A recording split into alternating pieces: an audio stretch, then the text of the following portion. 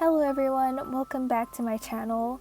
Recently I've encountered a lot of younger artists, and sometimes I really see my younger 11-year-old beginner artist self in them, full of passion and excitement. And that just really makes me want to give them tips and advice on what to do and not to do, so that they can avoid mistakes I've made in the past and hopefully grow as amazing artists. I've split this video up into 9 sections, the key things that I would want to tell my past self, but also some of the topics you guys suggested me on either Discord or Instagram. So without further ado, let's begin. The first step to where to begin is to create an art inspiration board. So have a list of artists that you really admire, and it can be anyone or anything. Pinterest, Twitter, Instagram are actually great resources, and they are actually amazing ways for you to discover a lot of talented and especially underrated artists. So pick the art styles that you really admire and put them into a folder, and basically somewhere you can access easily because you'll be referring to them a lot. Step 2 is being in the right community, because that can really encourage you, and especially as a beginner artist, a lot of them don't have the confidence, which is totally fine because it's something that comes with time. But having fellow artist friends to support you will make you feel safe, and obviously it'll be really fun because then you guys can do art trades, collabs, etc. When I first started, I didn't really have an art community that I think I belonged to, but after I found fellow artist friends and a community like the one I have now, that really pushed me to draw more. And this is a shameless promo, but we have a small wholesome Discord community here if you want to share your art too if you don't have one. I think it'd be really cool if you joined. Yeah. Step 3 is to always be open to criticism and ask people for advice, especially if you think something looks off but don't know what, because that happens a lot in art. And after you figure out what looks wrong, remember to make a mental note and then fix it in your next drawing.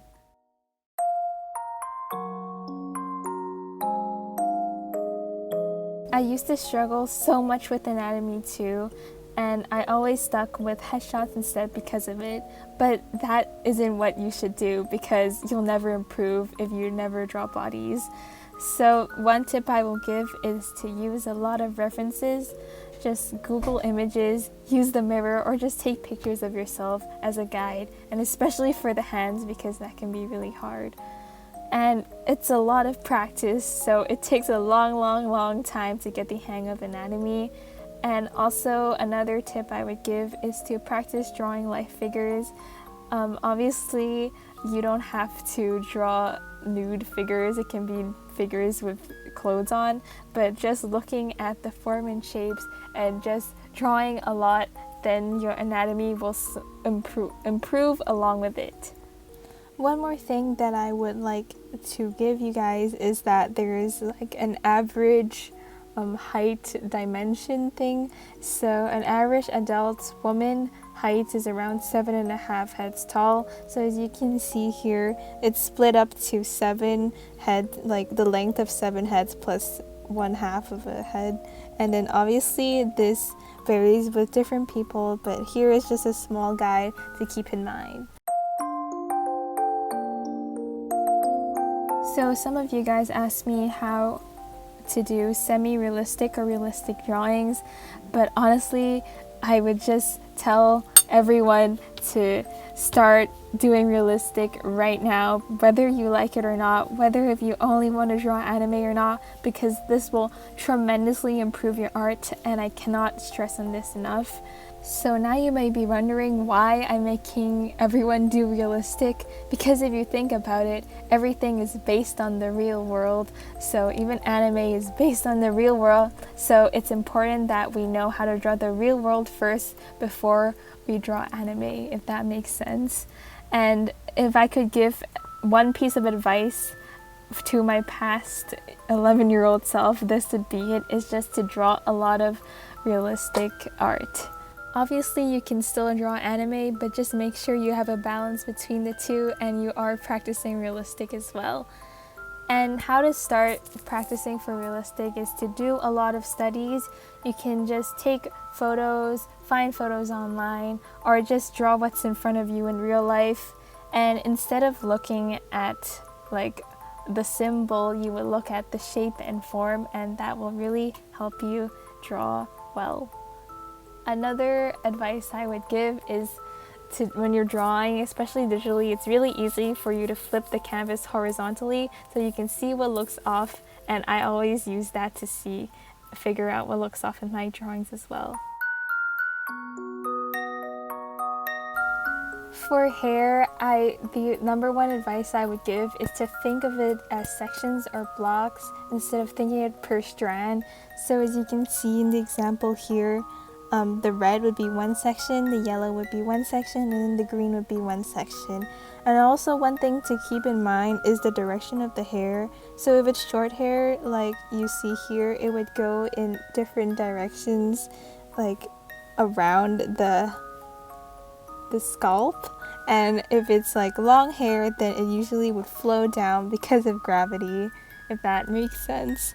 And as for clothes, is to think about how the fabric goes around the body. And this is something that when I was a beginner artist, I really did not know how the clothes folds work. So it really comes with time, and the more you do it, the easier it gets. And as I said before, if you do more studies, then you'll probably be able to pick this up quicker. So yeah. For shading, the key point is knowing where the light source is, so then afterwards you can determine where the shadow and the highlights will be. So as you can see here, the closest point from the mug to the light source will be where the highlight is, and then the shadow will be in the opposite direction, furthest away, and then the direction of the light will cast the shadow in one direction. So please keep that in mind. And here is also some examples of where the shadows and the highlights would be if the light source is in a different location.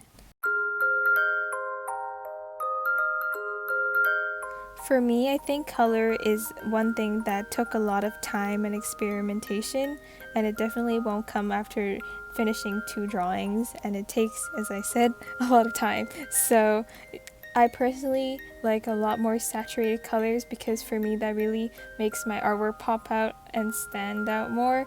And you can see here in the comparison to a duller color scheme on what to do. And one thing is to not have black as your line art, and usually coloring your line art will also make your drawing stand out a lot more.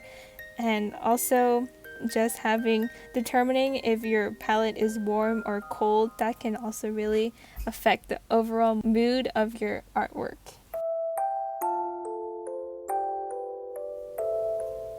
For backgrounds, there are 4 key concepts that I keep in mind when creating mine. So the first is rule of thirds. If you don't know, it's a rule that you should generally put your subject close to the lines, especially the intersection points of the rule of thirds, as you can see on the small chart that I did. The second thing is to know where the vanishing point is when creating the background. So imagine you're looking out on a long road. You probably can't see the end, and the furthest point you can see is the vanishing point, and then you can see the objects going closer towards the thing is getting smaller, so that is also something to keep in mind. The third is to have consistent lighting, so that will really make the subject really blend in with the background more. And so, as I said in the shading, is to know where the light source is hitting the object from, so you can determine the shadows and the highlights. And 4 is color schemes, so making sure you can either use this in 2 ways, making sure that the subject blends in, or if you want the character to stand out, then you would use a contrasting color scheme.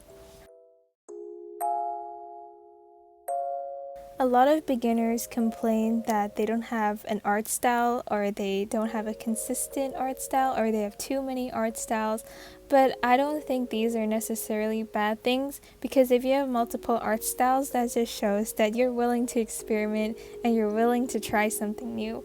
So remember the art inspiration board from earlier? So then what you do is that you take artists that you really admire and try to incorporate their art style into your own art. So you can see here is an example, one of the artists that I really like, Volop. I don't know how to pronounce, I'm sorry if I'm pronouncing it wrong.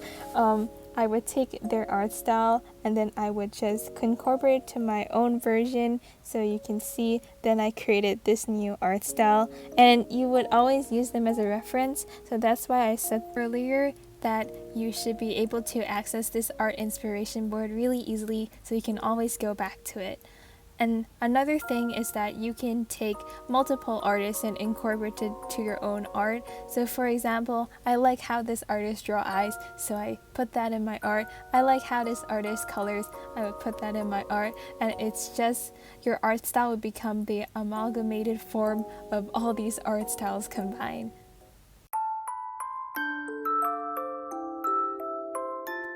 These are just the things that I think an artist should know when they are starting to draw. So the first thing is to know that you should be in the zone while you're drawing, because that will really make your ideas flow out more. And you'll know when you're in the zone is when you aren't really distracted and you lose sense of time. And that also means that you're using the more visual side of your brain, if I go into the psychology of things, and that is the side you're supposed to be using while you're drawing. So that means you're doing a good job. And one thing for me to get into this zone is to listen to music. So it's okay to listen to music when you're drawing, or listening to anything for me, but it can be anything for you. And another thing I wanted to say is that art blocks are really normal, so please don't be frustrated if you have an art block. So if you have an art block, things I would do is to remind yourself why you like drawing, and just take breaks, and it's okay to take breaks. And also have a good mindset that you'll improve with time, and it'll take time and practice like all other things. So that's all for this video. I hope this video helps in any way, and if you ever have any questions, feel free to DM me, or you can ask me for art critiques, because I love helping younger artists improve their art as well. So yeah, that's all, and see you guys in the next video.